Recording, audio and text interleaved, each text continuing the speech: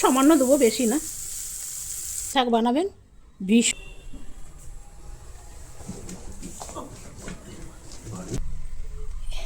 এই বন্ধুরা, এখন থেকে আমি আমার ব্লগটা শুরু করলাম।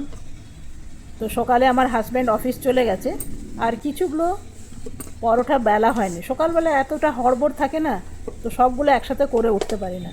আগে হাজব্যান্ডকে দিয়ে দিলাম, সে খেয়ে দিয়ে অফিস চলে গেল। আর বাকি 3-4টে আছে, সেগুলো বানিয়ে নেবো।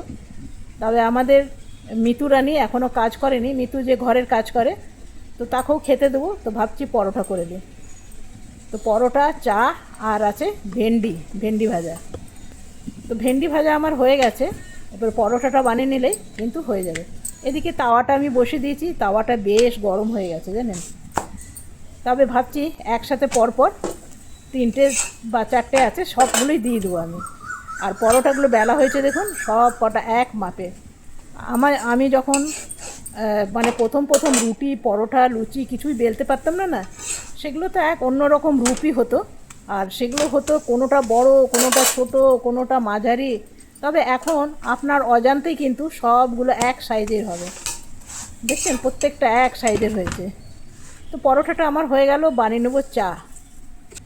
তো চায়ের সাথে পরোটা খেতে কিন্তু আমার বেশ ভাল লাগে। চাটাও আমার হয়ে গেল।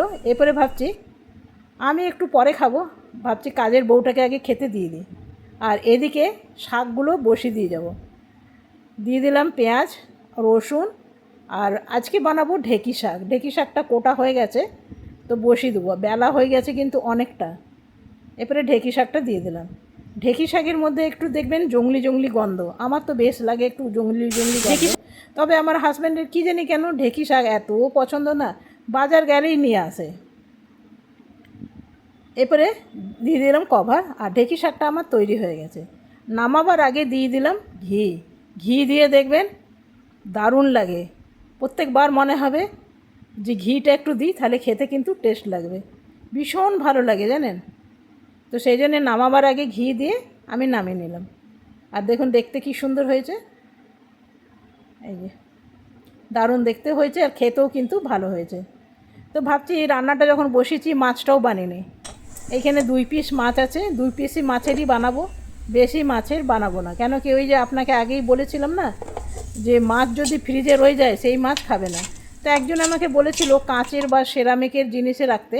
তবে কাঁচের বা সেরামিকের জিনিসেই রাখা হয়, কেন কি যেহেতু আমি ওভেনে গরম করি, তো সেই জন্যে কাঁচের সেরামিকের জিনিসেই রাখি, স্টিলের জিনিসে খুব একটা আমি রাখি না। দিয়ে দিলাম আলু, 4খানায় আলু দিয়েছি। দিয়ে দিলাম নুন আর হলুদ, ব্যাস, আর কিছু দেব না। এখন দিয়ে দেবো মশলা। দিয়ে দিলাম জিরে আদা বাটা, রসুন বাটা, আর দিয়ে দিলাম 1খানা টমেটো, আর সামান্য একটু পেঁয়াজ বাটা ছিল, সেটাও দিয়ে দিলাম। দিয়ে ভালো করে কষিয়ে নেব। দেখুন এটা কষানো হয়ে গেল। এরপরে দিয়ে দেবো জল, ব্যাস। দিয়ে দেবো 1খানা কভার। আজকে মেঘ করেছে, দেখুন কীরকম মেঘ করে এসছে, কিন্তু বৃষ্টি এখনও আসেনি। তবে মনে হয় খুব জলদি বৃষ্টি আসবে। আর আমার বাগানটা দেখুন, 2টো বাঘ ছেড়ে দিলে লুকিয়ে বসে থাকতে পারবে।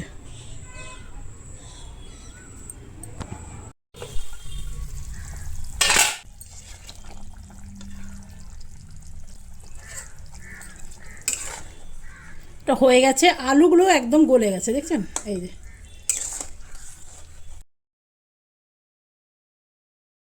এখন কড়াই রেখে দেবো, খাবার সময় একটু গরম করব। Welcome back to my channel. আশা করি আপনারা সকলে খুব ভালো আছেন, আর আমিও খুব ভালো আছি। আর আমাদের ঠাকুর দেবতারাও ভালো আছে, তারাও বললো আমরা ভালো আছি। আর আমার ব্লগটা তো অনেকক্ষণ আগেই শুরু হয়ে গেছে। তো আমি রান্না টান্না করে স্নান করতে চলে গেছিলাম। ভাবলাম রান্না টান্না করে তারপরে আপনাদের সাথে দেখা করব। না তো একবার যদি শুরু হয়ে যায় না, তখন মানে কি বলবো, মানে সকাল থেকেই যদি আপনাদের সাথে দেখা হয় তাহলে বকবকানিটা বেশি হয়। সেই জন্য ভাবলাম আগে রান্না বান্না করে নিই। তো এরপরে চলে এসেছি ঠাকুর পুজো করতে। আজকে দেরি হয়ে গেছে, অনেক দেরি হয়ে গেছে। আর সকালে ঘুম থেকে উঠেইছি দেরিতে জানেন। সত্যি কথা বলতে সকালে এত বৃষ্টি পড়ছিল না, উঠতে মন করছিল না। তো আমাদের যে কাজ করে সে এসে সে চলে এলো বলে জলদি জলদি উঠলাম। আমার হাজব্যান্ড তো উঠে যায় ভোর 5টার সময়, উঠে হাঁটতে টাটতে যায়, আর আমি উঠি একটু দেরিতে। তো সেই জন্যে কাজ করতে আজ দেরিতে, মানে খুবই দেরিতে উঠেছি। আমার হাজব্যান্ড প্রায় অফিস বেরোবে তার আগেই আমি উঠে কোনো রকম রান্না করেছি জানেন। আর এখন ব্লগটা না উল্টো পাল্টো সময় দেওয়া হচ্ছে, তার কারণ হলো বৃষ্টির জন্য জানেন আমাদের নেটের কানেকশান থাকছে না। কোনো দিন সারাদিন থাকছে না, কোনো দিন সকাল দিকে থাকে না, কোনো দিন বিকেল দিকে থাকে, আবার কোনো দিন বিকেল দিকে থাকে না, সকাল দিকে থাকে, এই হয়ে গেল মুশকিল। তো আমি জিজ্ঞেস করেছিলাম, বললে এখন একটু এরকম হবে, ঝড় বৃষ্টি গাছ পড়ে যাচ্ছে, তো উপায় নেই, না তো আমি সকাল দিকেই ছাড়ি, বিকেল দিকটা হয় না। তো আমি ভয়ে ছেড়ে দিই, ভাবি যদি কালকে না থাকে, তো এই জন্যে ছেড়ে দিই। তো আপনারা একটু ম্যানেজ করে নেবেন। তো চলুন, আগে বেশি কথা বলবো না, আমি আগে পুজোটা করে আছি। সব ফুল টুল উঠানো হয়ে গেছে, আমার হাজব্যান্ড সকালে ফুল উঠিয়ে দিয়ে গেছে। এই ঘরে পাখাটা অফ করে দিই, পাখাগুলো এমনি এমনি চলে না, বিল অনেক বেশি আসে। আমাদের এখানে তো এসি চলেই না, ওই একদিন চালাতে গেলাম, আপনাকে বললাম না, ভেতরে টিকটিকি নেওয়া কী মরেছে কে জানে, কি গন্ধ। এসি চালালে হয়ে যায় গলা ব্যথা, না তো জ্বর, না তো গা হাত পা ব্যথা। তো দেখছেন কথা বললে কেমন বকবকানি শুরু হয়ে যায়। কত কথা মনে পড়ে, ভাবি আপনাদের সাথে বলবো, একটার পর একটা মনে পড়ে, কাজের মতন। কাজ যেমন আপনি চারিদিকে চোখ বুলাবেন না, মনে হবে এই মা সোফাটা ঘেটে গেছে, একটু পরিষ্কার করে দিই, কুশনগুলো এদিক ওদিক হয়ে গেছে, একটু করে দিই। ঘরের ভিতরে গেলেন, দেখলেন এটা আল্লাটা আপনার দুরবস্থা, সেটাকে ঠিক করি, মানে এইরকম বেরোতেই থাকে কাজ। সেই রকম আপনাদের দেখলে, আপনাদের সাথে কথা বললে আমারও এরকম মন থেকে অনেক অনেক অনেক কথা বেরোবে। তো সেই জন্য আগে পুজোটা করে নিই।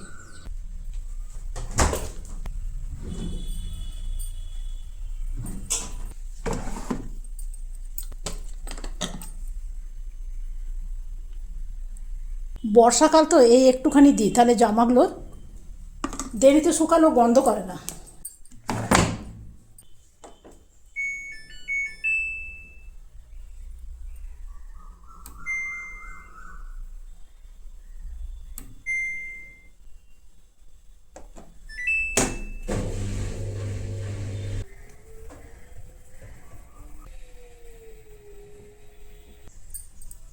কাপড়গুলো দেবো না ভেবেছিলাম জানেন, মেঘের অবস্থা ভালো নয়, তো দিয়েই দিলাম। শেষমেশ ভাবলাম যা হবার হবে, দিয়ে দিই, কেন কি জমা হয়ে যাবে না, কালকে আরও বেশি হয়ে যাবে।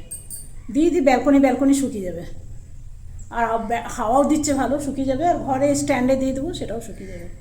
তো এখানে হাজব্যান্ড চলেই আসবে, ফোন এলো, বলছে গেটটা খুলে দাও।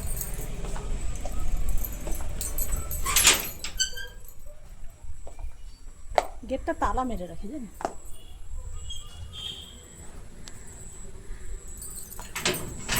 বাইরেটা এত সুন্দর হাওয়া দিচ্ছে না, মনে হচ্ছে বাইরেটাতেই একটা চেয়ার নিয়ে বসে থাকি। আপনি মন্দিরের কাপড়টা উঠছে যেভাবে না, বিশ্বাস করবেন না, আপনাকে আমি দেখাচ্ছি পারি। এত বেশি হাওয়া দিচ্ছে, মন্দিরে একটা পতাকা লাগানো আছে, ঝান্ডা, দেখুন কি হারে এটা উড়ছে, দেখতে পাচ্ছেন।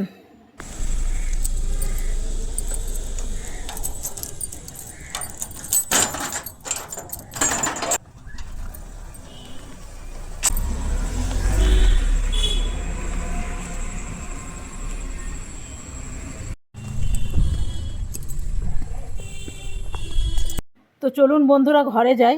আর এখানে নিয়ে এসেছি লিচু, মজফরপুর থেকে পাঠিয়েছে একজন লিচু, আমাদেরই জানাশোনা আছে।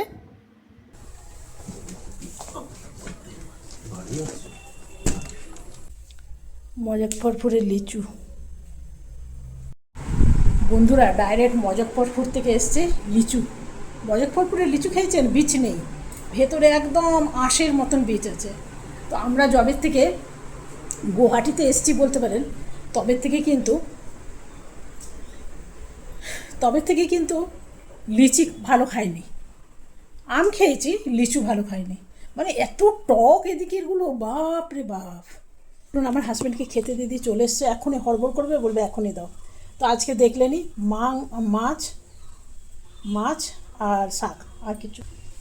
কবে থেকেই ভাবছি জানেন ডাল পুরি খাবো, পুরি টুরি খুব একটা খাওয়া হয় না জানেন, একদম খাওয়া হয় না। দাঁড়া লাইটটা জ্বলে একদম অন্ধকার, একটুখানি আলো হলো।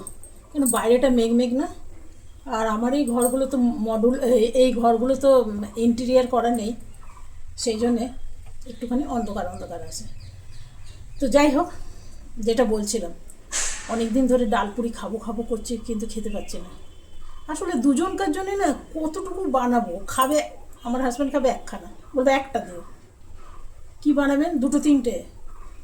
সেই জন্য এসব শখ করি না। তবে ঋষি বনি এলে বানাবো। তো চলুন, এসছে, খেতে দিয়ে দিই। তাহলে মেশিন, ডিশ ওয়াশার চালাতে গেলাম। দুনিয়ার থালা বাসন আছে ওর মধ্যে, দুনিয়ার থালা বাসন আছে। চালাতে গেলাম, দেখলাম লাইট চলে গেল। এলো বৃষ্টি, গড়গড় গড়গড় মরমর মরমর করছিল। তো ভাবলাম কি যে বৃষ্টি আসবে যখন, দেবো না। এর আগের বারে এমনি দিয়েছিলাম যেন 8,000 টাকা খরচা লেগেছে, ওই জন্য চালাইনি।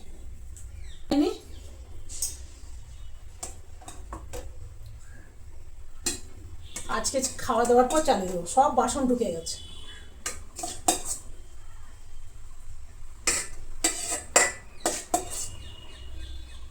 এখানে যখন তখন বৃষ্টি আসে আর যখন তখন মেঘ ডাকে না, এমনি করে আমার ফ্রিজটা খারাপ হয়ে গেছে না। মোটামুটি এগুলো তো মেঘ ডাকলে আমি ঝপাঝপ বন্ধ করে দিই। এসি তো বন্ধই থাকে, চলে না। এইটা ওয়াশিং মেশিনটা আমি করার পর না তারটা খুলে দিই। থালাটা সাজিয়ে নিই, তাকে দেখাচ্ছি। আমার হাজব্যান্ড খেতে চাই কাসুন্দি, কিন্তু কাসুন্দি একলা মানুষ খায়। এর আগে যতবার আনি নষ্টই হয়ে যায়।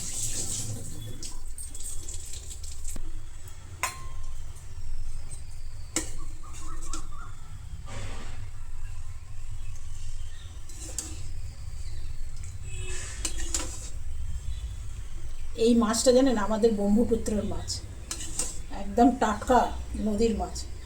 কি টেস্ট জানেন, সত্যি টেস্ট আছে। এই হলো আজকের আমাদের থালা, আপনাকে একবার দেখাই। এই হলো আজকে আমাদের থালা, মাছ। এটা টমেটো দিয়েছি বলে না এত সুন্দর কালারটা এসছে, কাশ্মীরি লঙ্কা কিন্তু দিইনি। আর এ শাক। আমাদের এদিকে গরম নেই। এই খেতে দিয়ে দিয়েছি, এসে শুয়ে গেছে। একটু আপনাদের সাথে কথা বলছি, শুয়ে গেছে। তো ওই লিচির প্যাকেটটা যখন এখন খুলবো না, যখন খুলবো আপনাদের সাথে সাথে করে নিয়ে।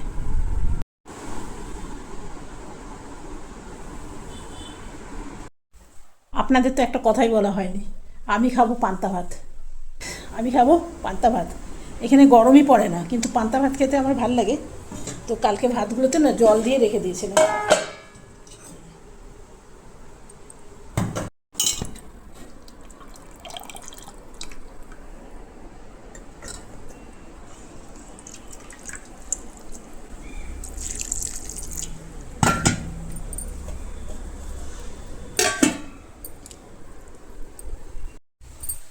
এর মধ্যে দেব সরষের তেল, এখানে দেবো একটা কাঁচা লঙ্কা। তো লঙ্কা পুড়িয়ে দিলে ভালো হয়, তো এখন আর করতে ইচ্ছা করছে না।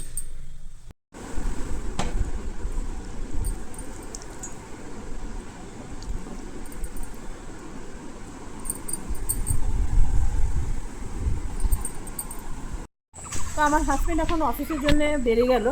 আজকে খেয়ে দিয়ে খুব একটা বেশি আরাম করতে পারিনি, বেরিয়ে গেল, বললো কাজ আছে, তাড়াতাড়ি করে চলে গেল। আর এখনই মেঘমেঘ করে এসছে, দেখুন বৃষ্টি এলো বলে কথা। তো চলুন, এখন দুপুরের সময় সব দোকানগুলো প্রায় বন্ধ, সবাই খেতে গেছে। ঠিক একটু পরে খুলবে, 4:30 5টা নাগাদ সব খুলে যাবে। দেখুন 2 টুকরো মাছ রান্না করেছিলাম, তার 1 টুকরো রয়ে গেল। শাক দিয়েই ভাত খেয়েছে, মাছ একটু খেয়েছে, বাকি মাছটা আমি খেলাম। আমার মাছটা রেখে দিলাম। কী বানাবেন ভাবছিলাম, ডালপুরি বানাবো। কী বানাবো বলো, আপনারাই বলুন, আমি কতটা সত্যি আর মিথ্যে। এটা খুললাম না জানেন, কোমরে ওই যে ব্যথাটা এখনও অল্প অল্প দগদগ করে। জোরে কিছু টানতে গেলেই না তখন লাগে খট করে। এক মাছটা রয়ে গেল, এটা আমার মাছটা, আর ওর মাছটা আমি খেলাম। বুঝতে জানেন, অনেক দিন হলো বাপের বাড়ি যায় না। আমার বিয়ের আগেই বাবা মারা গেছে, অনেক ছোট যখন ছিলাম তখন বাবা মারা গেছে। মা ছিলেন, মা মারা গেছে 2015 সালে। ততদিন ধরে বাপের বাড়ি যায় না জানেন। মনটা বড় খারাপ লাগে।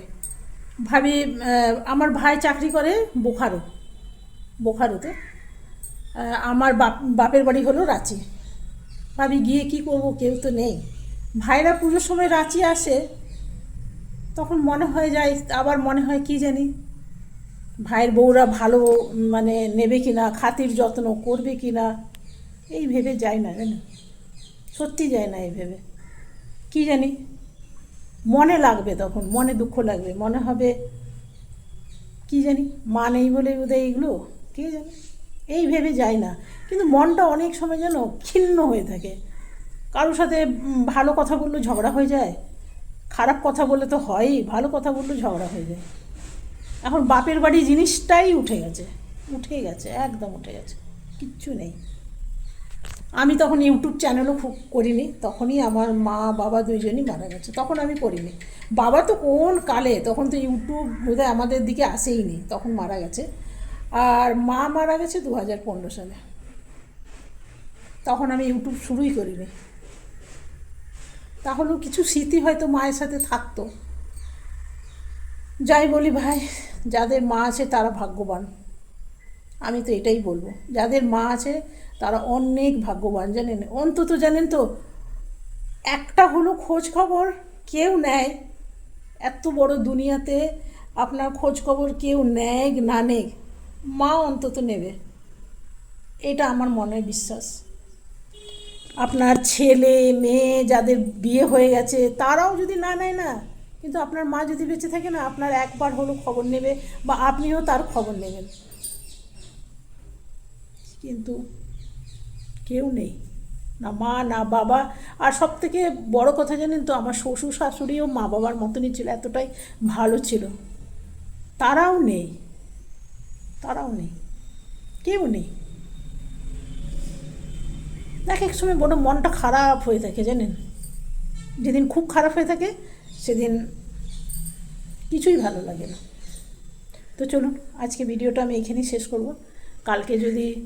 কালকে আসবো নতুন ভিডিও নিয়ে। আপনারা সকলে ভালো থাকবেন, সুস্থ থাকবেন। Thank you, bye bye. তো চলুন বানাবো এবারে আমের আচার, সেটা কালকে দেখতে পাবেন, ঠিক আছে? আজকে হলে ব্লগটা অনেক বড় হয়ে যাবে, প্রায় আধা ঘন্টার কাছাকাছি। তো দুটো আম ছিল না, তো সেটা এখন ফ্রিজ থেকে বার করব, আর সেটা আচার বানাবো, সেটা কালকের ভিডিওতে আমি অ্যাড করে দেবো। কালকের ভিডিও ওইখান থেকে শুরু করব।